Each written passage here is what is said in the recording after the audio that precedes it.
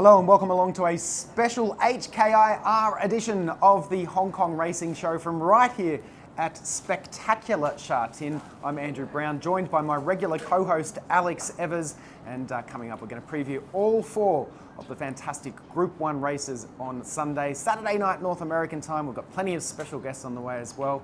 I actually consider my mate here, Alex, a special guest. And Alex, how's your week been? It's been lovely, it's been great. It's like winter vacation for all of us, the traveling circus. We all get together right before the holidays and it's so much fun. We've had a lovely week. IJC was incredible. Track work's been great. The breakfasts have been plentiful, and here we are. And it's now time to get to the races, which we can't wait for. That's right. You've been photographing up a storm as you always do. Anyone especially caught your eye? Outside of the traditional ones we like to talk about, like Ka Ying Rising, Romantic Warrior, obviously, they've looked their usual incredible selves. But through the lens, I thought Sosi's looked incredibly well out here the whole week and done very well in track work. So it'll be interesting to see how he does on the firm ground here. Yeah, you have a good night at IJC on Wednesday? Had a lovely night. The pictures were incredible. It was fun to see Ryan Moore back in action and him winning the IJC in the last leg, although he did get over the top of our mate, Umbi Rispoli. We thought for a second there he was going to get the win, but unfortunately ran really well too. Yeah, it was a lovely night, and like I said, I can't wait to get to the races on Sunday. Yeah, well, Ombi actually has 6 rides on Sunday as well, so we may mention a couple of them later. But let's kick off the show by looking at one of the most exciting races on the day. It's going to be the Hong Kong Sprint, featuring the world's top-rated sprinter, probably the world's top-rated racehorse, let's be honest, Ka Ying Rising. And what a year it has been for the champ. I think some extra intrigue added to this race, Alex, with him drawing post position 1, certainly the one to beat as he looks to go back-to-back. Helios Express, runner-up in this race last year behind the champ. He's been the bridesmaid behind Ka Ying Rising now about half a dozen times. He's a Group 1 winner. Ryan Moore jumps on Satono Rev, 3rd in this race 1 year ago, and been looking really good in the mornings. Another one worth mentioning is Fast Network, who ran well behind Ka Ying last out. And of course, Kardem, who has had his 3 lead-up races in America. We'll hear from his trainer, Charlie Hills, shortly. But firstly, let's check in with Ka Ying Rising's trainer, David Hayes, who I caught up directly after the post-position draw. With trainer David Hayes here at the post-position draw for the Hong Kong Sprint and all the other Group 1 international races here in Hong Kong. Post-position 1, David, for Ka Ying Rising. Your first reaction? Pretty happy. I think with his wonderful gate speed and tactical first 200 metre speed, he'll be in a lovely position. He just might need a little bit of luck coming around the bend to get some room. But normally when horses are under extreme pressure, they wobble a bit and runs appear. So that's what we'll be hoping for. There's never been any issues with him from the gates, has there? But if he was to step half a length slow, would that present any concerns?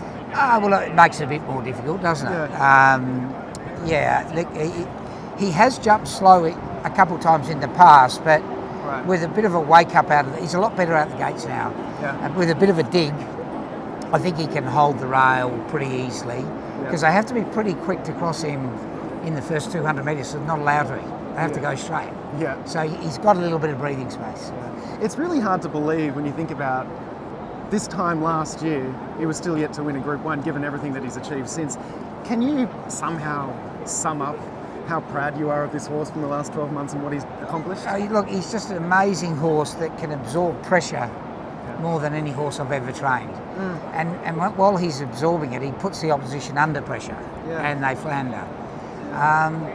Look, we were very nervous last year wanting to be a Group 1 winner.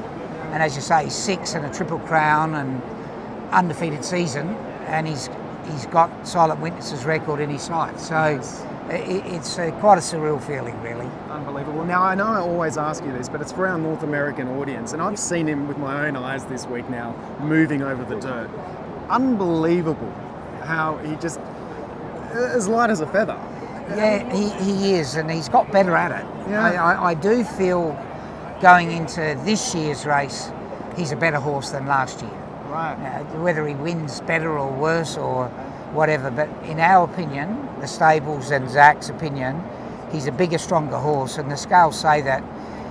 Last year I think he was 11.37, and this year he's going to be 11.60. Wow. So he's just a big developing. He's gone from a teenager to a man now.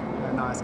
But as I was saying with the dirt, like you're never going to get him to America or anything like that, but is there some curiosity there about how he would go against the world's best dirt sprinters, given how beautifully he moves over the track here? Well, Zac's sure he is a brilliant dirt horse. He thinks he is, and I think he's been beaten only once in a trial when we weren't trying. Right. So he's won 22 trials or something as well. You know, you would love to take up the challenge, but it clashes with a race called the Everest. Yes. And it's at home, which is a bit of a bias for me personally. Yeah. And there's probably about 18 million more to think about. And he's not a colt or he's not a filly. So gelding, the reason he probably won't travel to the Northern Hemisphere and to America, if there was a stallion or mare value to enhance, Right. we'll probably look at it, but it's a big risk we probably don't need to take. Never say never. I'm going to keep asking you about this. Maybe not next year or the year after, but he could go there as an 8-year-old if you just feel like rolling the dice. Yeah, well, we're hoping to get into 8, and we're giving him light preparations with not too much travel. Yeah. And so we've factored in 1 trip a year at the moment. And because the races here, the Triple Crown is wonderful with a whopping big bonus. Yeah. Doing what we did last year, I think he picked up 20 million Australian dollars. So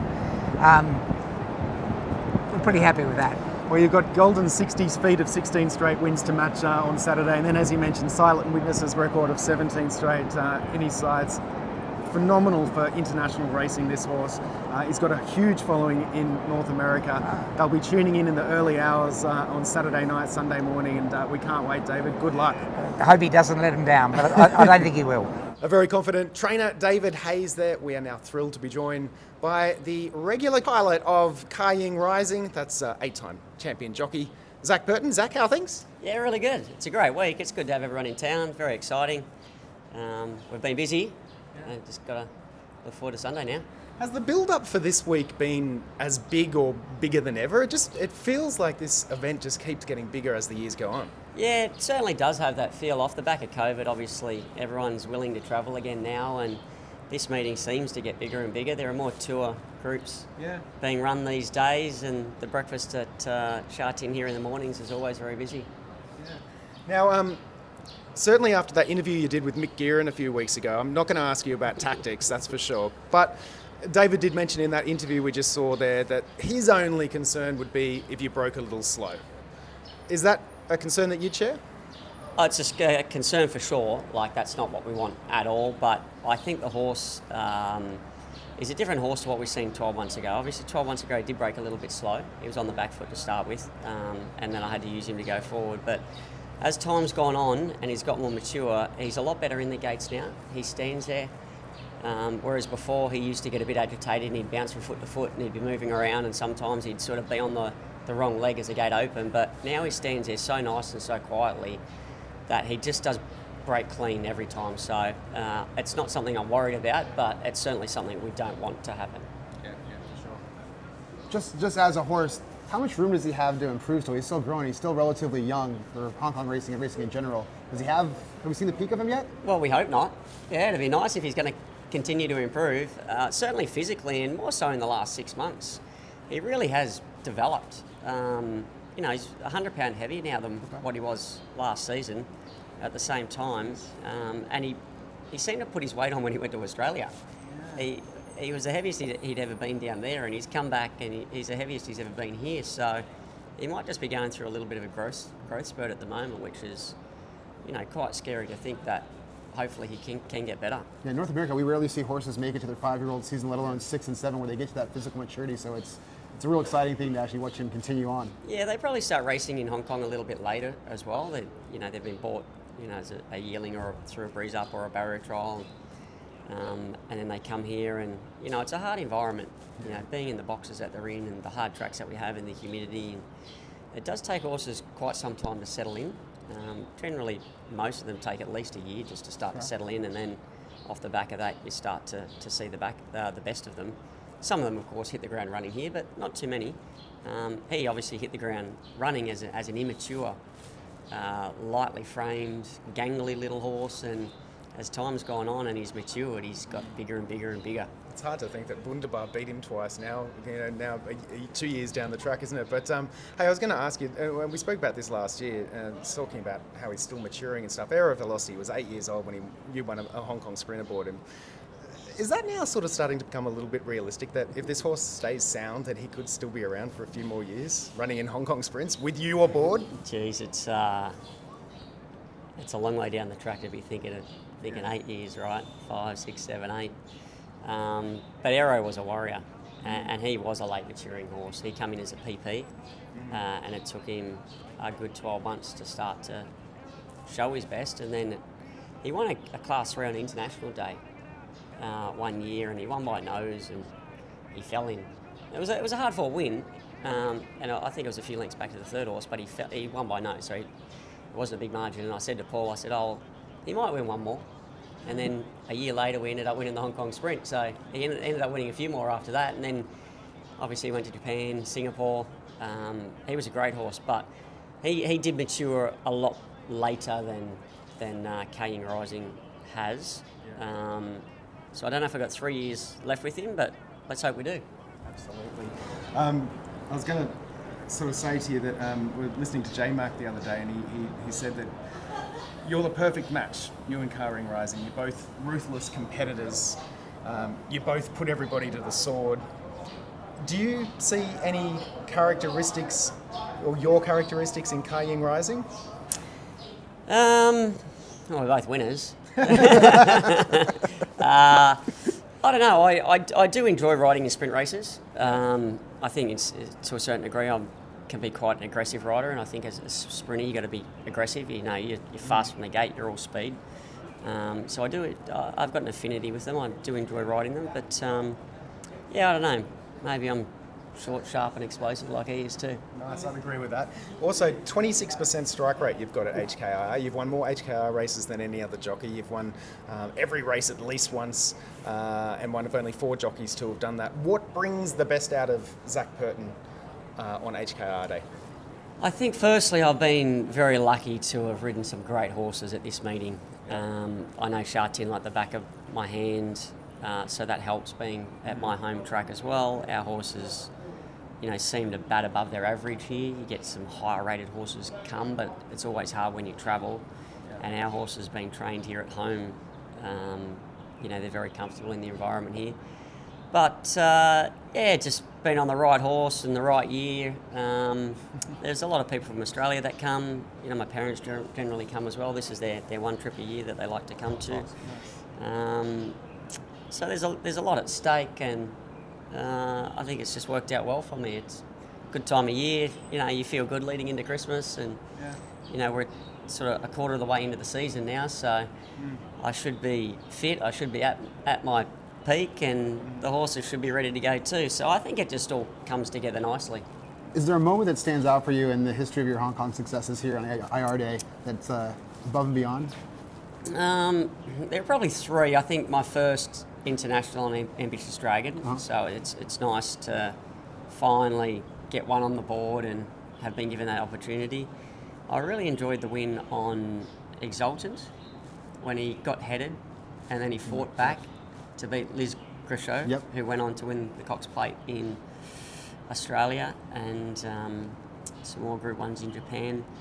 And Beauty Generation, when he thumped, you know, 6 international Group 1 winning horses from that year by 5 lengths.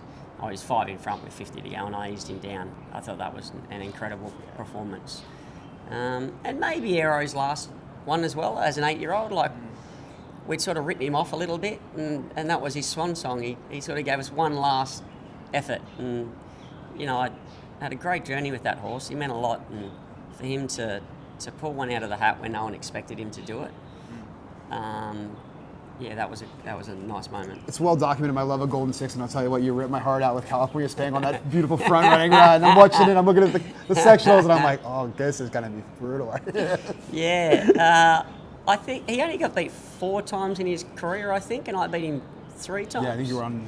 I beat him on Waikuku, California Spangle, and there was one other time as well. I think I beat him. So well, he wasn't. So it was a very hard horse to beat. He was an incredible horse. But yeah, we pinched that one. My last question for you: we're a North American focused show. If you had to compare Ka Ying Rising to an athlete in America or a sports team, who would he be? Jeez, I don't know. That is a good question, and it's a hard question. I like this to question answer, too, I Alex. suppose. Let's try and give Zac a little bit more time to think of an answer, and I'll just keep Well, talking. I'll tell you what, he's not the Detroit Lions, the underdog that came from modest days and yeah. not now doing well. Is he like a Kobe or something?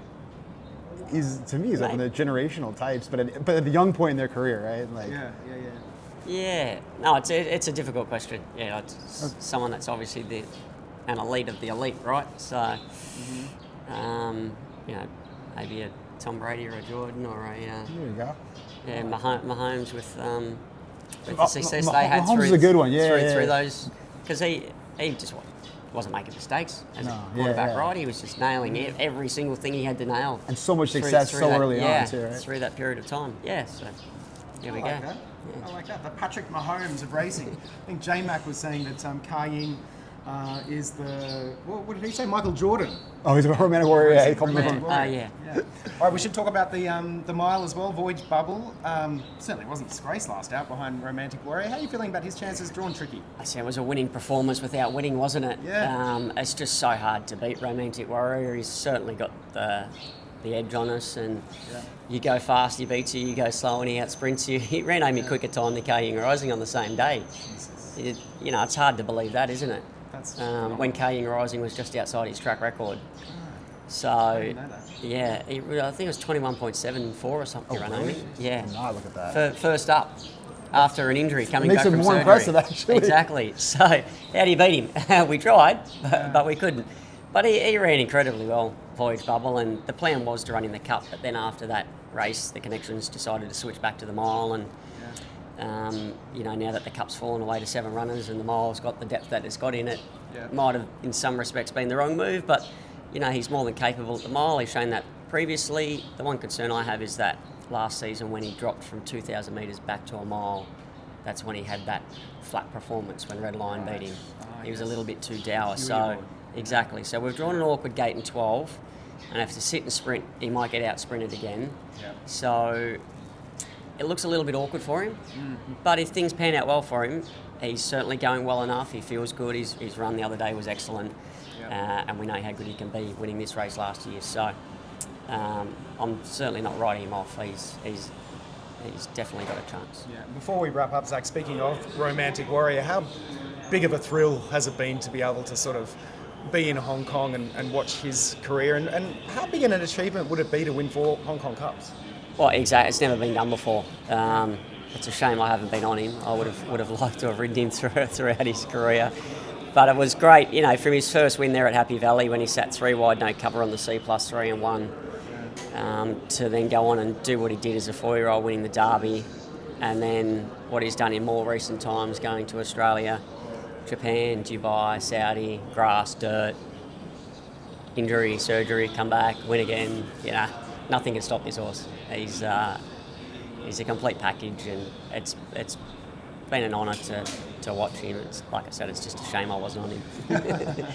Well, you've got a pretty good horse to ride on Sunday as well. So we'll be looking forward to cheering you on Ka Ying Rising and all your other rides on Sunday. We really appreciate your time, Zac. Thanks for joining us on this show. You're a good friend of the show. You've appeared on this as our special guest more than anyone else now, hasn't he? It's a competition between you and Umbia who gets on here the most right now. He's hard to beat. Is it good having him around, by the way? No, he's good. Oh, of course, he's got plenty of energy, hasn't he? And, you know, he's well known here in Hong Kong, and it's good to see him again. It's good to see him doing well. So he's a good lad. Well, thanks again for coming on. Good luck on Sunday. Can't wait to see Ka Ying Rising. There's a few people out there who are going to try and beat Ka Ying Rising, and I spoke to some of the Connections a little earlier this week. Right, Charlie. Well, Kardem's kind of been adopted by America, given that he's been there for a few months now. How has he enjoyed that time there, and how proud have you been of his performances? Look, he's had 3 runs over there. He seems to have really taken to it. Seemed to thrive over there, to be honest with you. Something a lot different to what he's used to back home. And like you say, he really took to it. You know, had 3 runs there and 3 good results, really. And that performance at Keeneland must have been a real thrill. It was, yeah. I mean, you know, I couldn't believe it, really. He sort of fluffed the start and then just followed them around the back. And, you know, they went a good strong pace, and he just loves to chase them down, you know. But he hit the line great, and it was a great day. I'm very pleased I went. Yeah. And certainly not disgraced in the Breeders' Cup Turf Sprint either. Were you pleased with that third? I was delighted with him. You know, I thought sort of 5 furlongs around Del Mar was going to be a little bit too sharp for him. It probably was, you know, but he still, you know, he ran a huge race. He did us proud. So yeah, he's hopefully might do it again next year. Yeah, all right. And now you face the prospect of taking on the world's best sprinter, and not only that, you've got the car park as well. How pleased are you heading into this race? Yeah, well, I sort of came into it looking. We sort of half wanted a wider draw, to be honest with you. He does like a bit of space in his races, look, 13 is. I did see. I just looked at the stats, and I don't think one horse has come out and won from 13, but 2 have from 14. So, you know, it can be done with a wide draw, and I'd imagine it'll go a very hard pace. And like I said earlier, you know, he loves to chase a good, strong pace down. So, yeah, hopefully have that to do. Do you allow yourself to wonder what if in a race like this when you're taking on a horse such as the quality of Ka Ying Rising, or is it more you'd just be pleased to be ran as a good second or third? You know, you'd be delighted if the favourite turns up. You know, he's going to be very hard to beat. He's a lot younger than us. You know, he's probably in a prime for a sprinter as a 5-year-old, and he looks like he's improving. So look, at the end of the day, if we finish second or third, you know, we've run a huge race. So you know, but in these sprint races, anything can happen. You need a bit of luck in running. And let's hope we have that. Helios Express. Yes. Any other time might have been a multiple Group 1 winner, but you're up against Ka Ying Rising. How are you feeling about his chances on Sunday? Well, the horse is going very well. He's, you know, he's really progressing well through his preparation. He's had 2 runs now. The difficulty with him is of course Ka Ying Rising, who, you know, is seemingly just too good for us. But Helios Express is an ultra consistent horse. He's an absolute pleasure to work with. He always delivers, and I don't see any reason why he can't give a peak performance this Sunday. Nice. Well, yeah, and you were second in the race last year, I believe. And is there any sort of situation where you're in to win the race, or is it just more about picking up the pieces? Look, I mean, obviously it's high level competition, but ultimately we need to ride our horse and expect our horse to run to the best of his capabilities. That's all we can ask. And if things go our way, well, we know what he's capable of. But Ka Ying Rising, he seems to have, you know, he seems bulletproof because he's got tactical speed, he controls the speed from up front, and he runs the time on his own. So he is hard to beat, and we haven't been able to do it yet, but we'll keep attempting to. Satono Rev looks an interesting runner for you in the sprint, but realistically, from what you've seen of Ka Ying Rising, is everybody racing for second? Yeah, on Ka Ying Rising's most recent run, he'd be probably impossible to beat. He's an exceptional horse, probably the best sprinter we've seen for a good few years. I think he won the Everest when he wasn't at his best. But my horse, look, he's ran 2 good races at Sha Tin. He's a Group 1 winner in Japan, ran well in Europe. I haven't spoke to the trainer. I believe they're happy with him. So yeah, look, he's going to be hard to turn around the form with Ka Ying Rising, but it's a horse race, so you never know what can happen. Anything can happen indeed. Wouldn't that be a huge upset if Ryan Moore manages to take the race with Satono Rev? All right, Alex, your top 3 selections for the Hong Kong Sprint. I'm not going to get cute, I'm not going to get creative here. Obviously, Ka Ying Rising, I do think, regardless of what the international ratings say, it's just people's opinions. With my own eyes, it's the best horse in the world. He's the fastest horse. I'm so glad you get to see him in track work. He's just a beautiful mover. He's on top, and the barrier, look, he's probably just going to break out and go forward and get a great position with Zac, as he always does. I like him on top of Satono Rev and Helios Express. It's not very creative. I do like, if you're looking for a bigger price in the place market, I do like Fast Network to run a big race. But I do think Helios Express, as of the locals, is probably a length better than him on their best at even weights. I'm not getting cute either. Of course, Ka Ying Rising should win this race for fun. Helios Express, such a great horse, always tries hard, and has been, you know, really warming up for this race as well. I think he'll run a very big second, probably a few lengths behind Ka Ying Rising, but it'll be a big second nonetheless. And I've got Satono Rev in there for third with Ryan Moore, who we just heard from. Kardem, I'd like to see him wind up and have a big finish as well. After it's been interesting watching his campaign in America the last 3 starts, and certainly not disgraced in the Breeders' Cup and won at Keeneland, so that was really exciting. So there we have it, the Hong Kong Sprint. Time now to move on to the Hong Kong Cup, where Romantic Warrior is looking for an unmatched 4 straight wins in the race, just a small field, and he is the one to beat, of course, especially after that incredible win in the Jockey Club Cup after bouncing back from injury and a 230-day break. Bellagio Opera brings a decorated CV to this, and we've got Kisi Sana for informed trainer Francis Henri Graffard. Speed map on your screen now. All eyes, of course, will be on Romantic Warrior, and I caught up with his jockey James McDonald during the week. James, let's start with Romantic Warrior. Phenomenal win last out. How's he been training since the Jockey Club Cup? He's really good. He hasn't taken a backward step, that's for sure. He's training with great enthusiasm. He worked lovely this morning, so yeah, he's going into the Hong Kong Cup really, really well.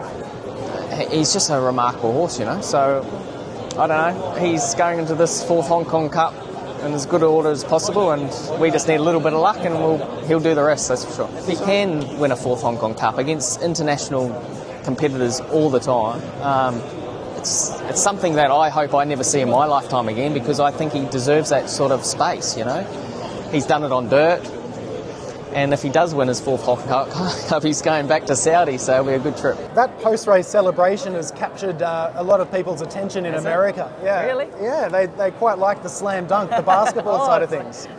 So, any meaning behind it? No meaning, actually. You know what happened? I was watching Michael Jordan, a doco on Michael Jordan in the bath that morning, and I thought, well, that was pretty cool because he did the thing. So it just came to you? It just came to me after the race. And I thought that was the perfect racehorse to do it on. That's awesome. Because he's the Michael Jordan of racing. Yeah, it's unreal. No wonder it got a lot of people talking in the States. I know you've got a lot of respect for Forever Young. I don't suppose you watched the Breeders' Cup Classic last month, and if so, what did you think? And also the prospect of a rematch. Yeah, it would be very cool, because we think Romantic's every bit as good as him, and for what he's achieved is remarkable. He's been so carefully handled, so beautifully ridden, and Forever Young, he's just taken dirt racing by storm for what he's achieved. So yeah, it would make a great clash, that's for sure. James mentioning that possible rematch with Forever Young in Saudi. First things first though, Alex. He's got to run well here on Sunday, but how much would you look forward to those two battling again in Saudi? Look, honestly, that's the race we're looking forward to. I know it's racing and it's a long way away. Yeah. We got a race in front of us here, but I'd like to see him have an easier run here, second up, to prep him right up for that Saudi Cup race. And we get that rematch, and for the North American audience, maybe we get Nisos in there as well, set the pace, give him something to run at. Yeah. It'd be great to see, and I do think he's a standout here, and he should be. Horse racing, anything can happen, but he should be the winner of that race. Interesting that there could be a possibility that Romantic Warrior stays home next year as well. I don't think it's set in stone that he'll go to Saudi, and particularly with those bonuses up for grabs with the Triple Crown, right? He could just drop back to the 1600 again and do a voyage bubble. I mean, to me, he should be a Hong Kong Triple Crown winner as well. His run in the 2400 meters, we talked with Zac a couple shows ago, he kind of got run into the ground at the 1100 meter marker. Yeah. I could see him winning that Triple Crown here too. Is it as prestigious as getting that rematch? I don't know. They got to weigh the options, and a lot of money to pass out $10 million in Saudi Cup. 100%, yeah. Your 3 selections for Hong Kong Cup? Look, obviously Romantic Warrior on top, and then Bellagio Opera's form. I like him. And run behind Regalera, who I do think is one of the premier horses overseas there. And I like Galen, who's looked really well this week for Joseph O'Brien and Dylan McMonigal to run a big race as well. And I think he's going to have a big day out here too. Yeah, absolutely right. Well, I'm with Romantic Warrior as well, of course. Kisi Sana, who we mentioned, has that good CV coming in here with the very informed trainer, Henri Graffard, and Straight Aaron. I've liked what I've seen from him in the mornings, and he's been working into this race quite nicely as well. So Romantic Warrior on top for me for the Hong Kong Cup. All right, let's move on to the Hong Kong Vase. Actually, the first race on Sunday. We got out of order a little bit because we wanted to have a look at the sprint. And the Cup first. Number 1, Los Angeles for Aidan O'Brien, the Irish Derby winner. 2, Al Riffa for Joseph O'Brien. Loved his fast finishing 7th in the Melbourne Cup. He's the Irish St Ledger winner. Number 3, G of Alotto, defending champion. Looks great running 4th in the Arc. Prefers a firmer track too, which you'll get on Sunday. Number 5, Sosi looks an interesting runner after running 3rd in the Arc. Speedmap has Moments in Time in front for Hughie Bowman.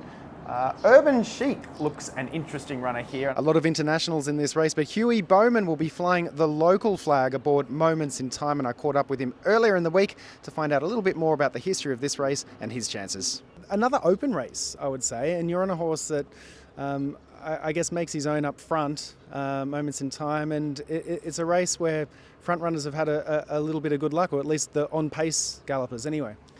Yeah, well, it's always, it's the one race that the Hong Kong local horses do find it hard to win against the European horses coming over here at that 1.5 mile distance. The stamina in the Hong Kong horses just isn't as powerful as the European horses for obvious reasons.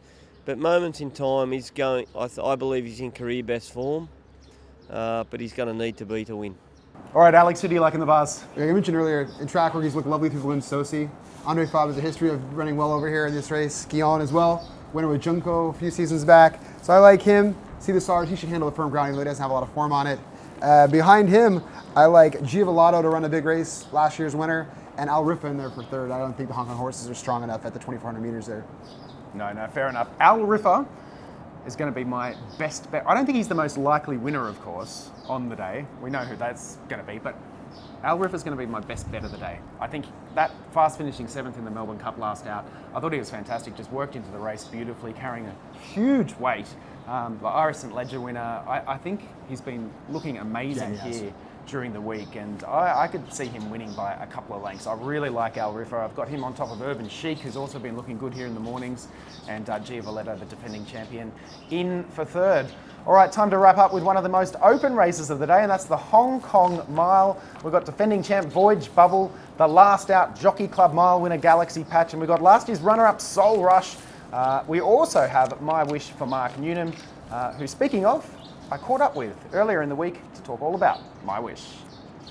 Well, Mark, before we talk My Wish, it's been a phenomenal start to the season for you. How does it feel to be top of the pops? It's a pretty good position to be in, but look, the couple of seasons I've been here so far, the trainer in front in December hasn't been the same trainer in front at the end of the season. But look, you can send your horses out there in as good a condition as they can be, and they've done a good job. Some of them have reached their mark now, so we're going to have to rely on the next group coming through. It's got some younger horses trialling in the last few weeks that look promising, so they should carry us through to the end of the season. What does Mark Newnham as a trainer in season 3 know that Mark Newnham as a trainer in season 1 didn't? It's hard to win here. And you learn some tough lessons early on. Yeah. The fields are very evenly graded. The rating system keeps it very tight. So, your tactics are vital. You make a mistake, whether I make a mistake preparing the horse, jockey makes a mistake, you don't even run a place. So, especially from wide gates at Happy Valley, more so than Sha Tin, but if you don't get your tactics right, you're out of play. Yeah, right. Well, let's talk My Wish on Sunday. Your first HKIR contender. Started the season with a bang, winning the Celebration Cup, winning the Sha Tin Trophy. What were the excuses last out in the Jockey Club Mile? Oh, look, I think just too long between races. 5 weeks is too long for him. He was just too fresh. So, he pulled in the run, which is not something he normally does, especially on a strong speed. He's raced, second up he raced on a strong pace, but relaxed and then still had a good kick at the finish. And that was off a 3-week break. The 5 weeks he was just too fresh, and it took away from his finish. He ran well, he only got beaten a length and ran 4th. But when they're $1.40, everyone expects them to win, including us. But I could see why he didn't. He comes into Sunday with a good bit of work under his belt in the last couple of weeks. He's done well, and he gets 3 weeks in between, which is probably the ideal setup for him. You mentioned that strong speed and the fact that he was still there abouts and 4th, and a lot of the others that were on the speed tailed off. That's got to be another positive heading into this? Oh, it is. I mean, he still ran very well. It's just, the expectation when you're that price is that you'll win. So there's a level of disappointment from everybody when the horse doesn't. But when you go back and look at it and speaking with Luke, we understand why he didn't win. And Sunday is his grand final. Yeah. So we'll be going there, in peak condition. We'll need a good barrier, which will be a help, but there won't be any excuses fitness-wise. Took a peach of a ride from J-Mac to beat you on Galaxy Patch. Voyage Bubble also coming back from the Cup down to the Mile. Are they the two main dangers in your eyes? I'd say so. If you look at the history of the race, Hong Kong certainly dominate in this race, and the best horses in Hong Kong have won it. and win it regularly and more times than once. You know, your Golden 60s, Voyage Bubbles. I'd say Voyage Bubbles is the horse to beat. He's got proven form at this level, at this distance. I think to set up 2,000 back to a mile, third up's probably ideal for him. When we met him second up, we did have a race fitness advantage and a 20-pound advantage. So we lose that this time. But look, my horse is the horse on the up still, I think. He's going to have his best 12 to 18 months coming up. Whereas Voyage Bubble, he's probably reached his peak now at his age, but he's still a very, very good horse. Right. Now, when you joined us on the Hong Kong Racing North America show earlier in the year, you were telling us that you're still writing work. Our audience may not have known that you used to be a very successful jockey in Australia. Are you still jumping on board horses here now? And have you got on board My Wish in the mornings? Yeah, no, I still ride. I don't ride My Wish, and not he's. Luke rides him each of his gallops, and I'll leave his track rider on him the rest of the time. They're all getting on well, so there's no need for me to interfere. Yeah. As much as I'd like to give him a little bit of a test, and I may well do before his career's over. Yeah. But no, I tend to ride a few of the newer horses coming through, so I get a bit of a feel for those, and just see where they're at. You know, sometimes it's not your best horse that needs help. It's your horse coming through, or I need to find out why a horse isn't performing. Right, yeah. What would it mean to you, Mark, to take down this race here on Sunday, right behind you? Oh, it'd be pretty special. I've been coming to Hong Kong for a long time, for this week, you know, a long time before we moved. And it was one of the bucket list items really I wanted to tick off when I moved here. You know, the three things were to try and win the Trainers' Championship, win one of the international Group 1s here in December, and win the Derby. So we've got a few things to do yet. You could do all three over the next few months, you never know. Well, I'd like to get it out of the way quickly, but then I know what I'm like. I'll need to win it twice after that. So we hope we'll get it done once, and then we'll worry about doing it again. Well, all the very best with My Wish on Sunday. We wish you the best of luck. Thank you. So great to hear from Mark. What an incredible season he's been having, and I'd love to see him in the winner's circle on Sunday. Likewise, remember we interviewed Luke Ferraris. We talked about him getting maybe a photo of him going crazy in a big Grade 1 race here. He's getting a little steam for people. He's kind of starting to be that buzz horse. You know, Derby, everyone starts talking about a horse and they get a little bit too much weight on him. Yeah. But I do really like him. I thought his run last out was better than it appeared, where he was kind of up on a hot pace. I didn't think that was the ultimate goal, was to win the Bank of China mile. So I like how it sets him up here. I think he's going to get a good trip, and that's the horse that I got on top. All right, well, I'm going to go with Soul Rush, the last out second place getter last year, who of course beat Romantic Warrior in Dubai earlier on as well. He's got a tricky gate. He's going to be coming home late, but if he can get a good, nice sort of energy conserving run, he might be the one to watch as they hit the wire. Look, I'd really like to see My Wish win, and I may even bet My Wish. I'm looking forward to seeing the odds on this race, to be totally honest with you. We're recording this around about 48 hours out from the actual races, so I don't have much between Soul Rush and My Wish. I like them both. I'll see what's happening on the market on the day. Voyage Bubble in for third. Should be Cherry Ripe third run back. Yeah. So Soul Rush, My Wish, and Voyage Bubble. Did you give us a trifecta? I did not give us a trifecta. I like Voyage Bubble as well to run second, and I'm going to, as tricky as he is, I got Galaxy Patch in there for third. I can just see him finding a little bit of trouble and not quite being able to get home the way he did last time. Yeah. Well, that's all we have time for. That's it. The 4 Group 1s here at Sha Tin on Sunday, HKIR Day 2025. It's been a massive week, a huge build-up, really fantastic. The quality of racing here is going to be absolutely spectacular. We can't wait. North American time, first race kicks off around 9 p.m. Pacific, about midnight Eastern. Make sure you stay up for it. Check out the Hong Kong Jockey Club for all your free PPs, replays and more. Follow us on Hong Kong Racing North America socials. We'll give you the pics and all the latest information as well. Alex, thanks for your time. Enjoy Sunday. Thank you. You too, Brownie. And we'll see you next week on the Hong Kong Racing Show and wrap up this incredible day here at Sha Tin.